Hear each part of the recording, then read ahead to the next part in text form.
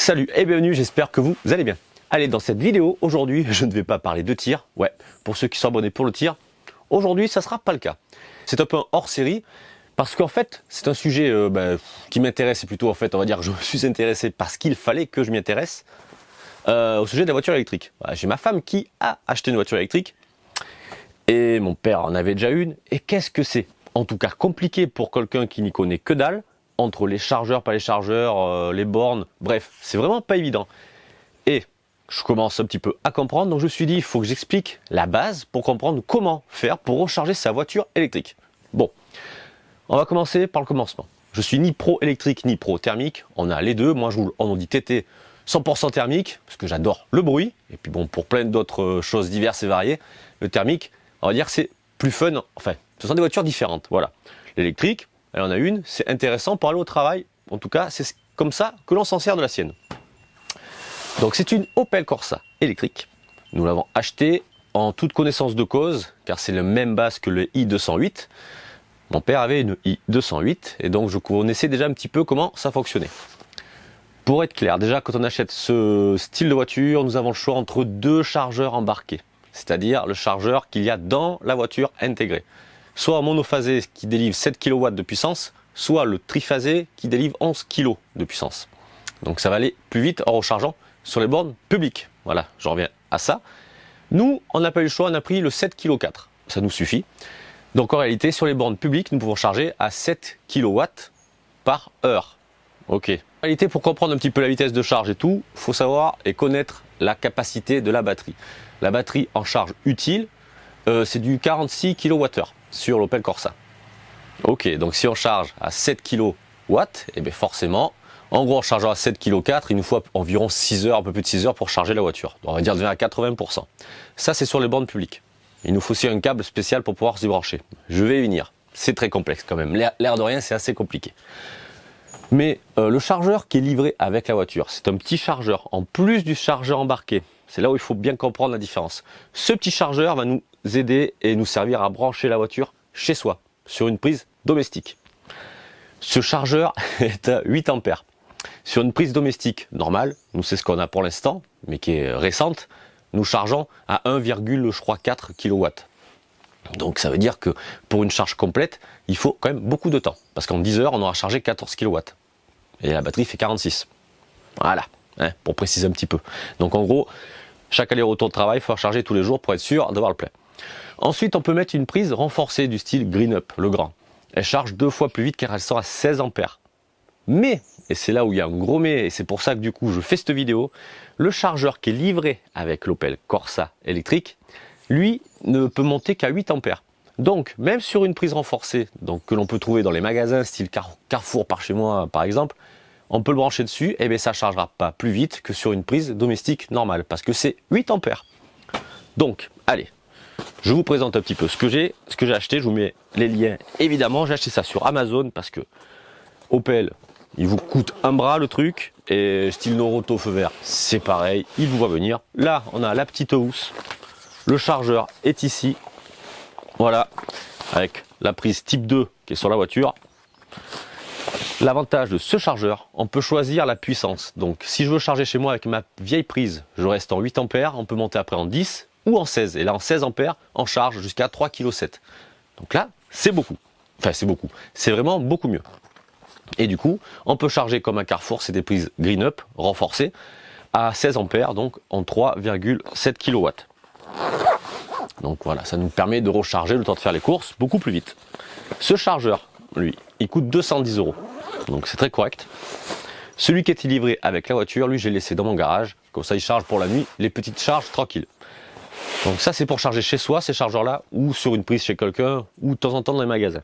Mais le problème, il y a des bornes en ville qui n'ont pas de prise, on va dire, 220 normale. Prise cafetière qu'on appelle. Il faut donc, pour cela, utiliser un câble, c'est le câble, le câble type 2, voilà. Le type 2, ça aurait été une prise femelle d'un côté, une prise mâle de l'autre. Et ça, on s'en sert pour les bornes, sur les bornes publiques. Et c'est grâce à ce câble que l'on va charger à la capacité du chargeur embarqué dans la voiture. Voilà.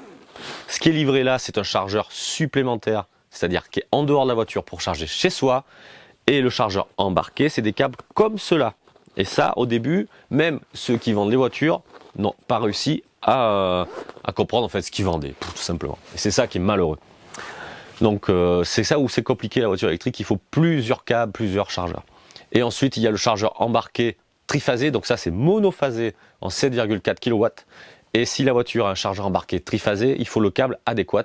Celui-ci n'ira pas parce que c'est du 7,4 kg. Et du coup, le câble n'est pas assez costaud. Le triphasé, lui, est plus épais, donc c'est du triphasé, c'est différent. Va charger jusqu'à 11 kg pour les 208 par exemple. Et les Zoé, c'est 22 kg, il me semble. Là, je ne connais pas ces modèles. Donc c'est pour ça que je vais faire cette petite vidéo déjà pour mettre en lien les deux choses que j'ai là.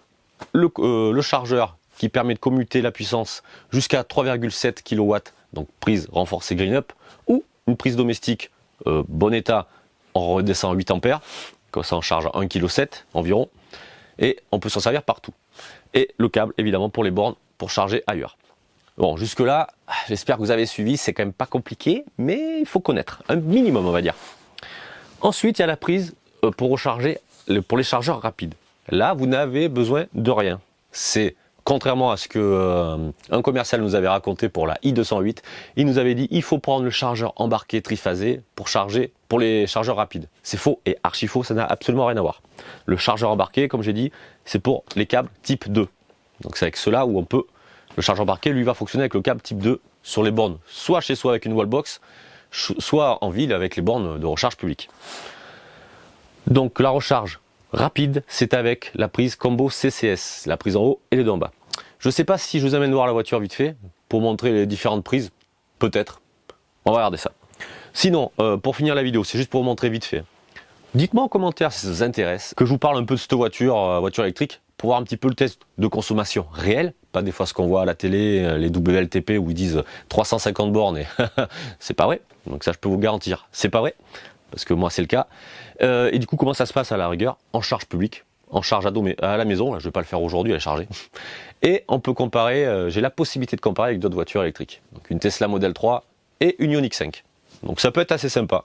Évidemment, je ne vais pas faire que la voiture électrique sur ma chaîne, ne vous inquiétez pas, on va continuer à tirer. Mais j'avais envie de faire un hors-série un petit peu de temps en temps comme ça, pour revenir un peu à la source de ma chaîne, où je parle un peu de tout et de tout ce que je fais. Et surtout, que je trouve que c'est déjà assez compliqué comme ça, l'électrique. Je comprends que les gens ne soient pas intéressés parce que franchement, c'est déjà bien assez complexe comme ça. Allez, je vous amène à la voiture. On va regarder un petit peu la prise que je vous parle. Et puis c'est tout. Et je pense qu'on va arrêter là la vidéo. Voilà, donc là c'est le chargeur qu'il y avait avec la voiture. Il est là en attendant que ça, quand on le branche, on a juste à brancher la prise sur la voiture. Voilà.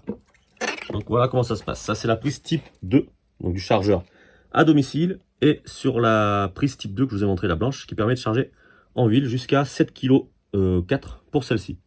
Et ici, on le débranche et on a la prise complète type de CCS, combo CCS, qui permet de charger sur les chargeurs rapides, comme les chargeurs Tesla aussi qui commencent à s'ouvrir. Et ce qui est intéressant, en tout cas pour nous, utilisateurs pas Tesla, et comme ça nous permet de charger quand même chez eux.